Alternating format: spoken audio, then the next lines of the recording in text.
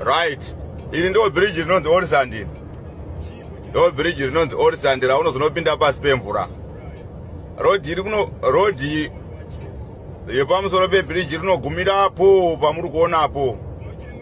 Pano ndo panotangira tunnel ipapa.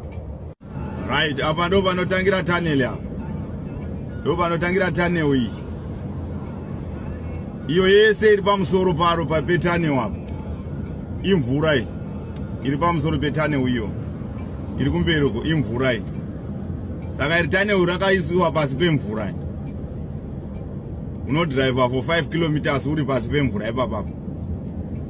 Ozonobudira kumberi uko.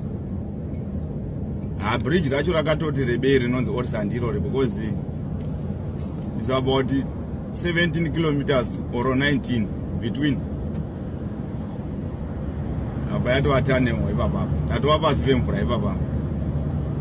Wakutorova uri pasi pemvura wakaenda. Ndomagadzirira vakazviita vakomana vacho.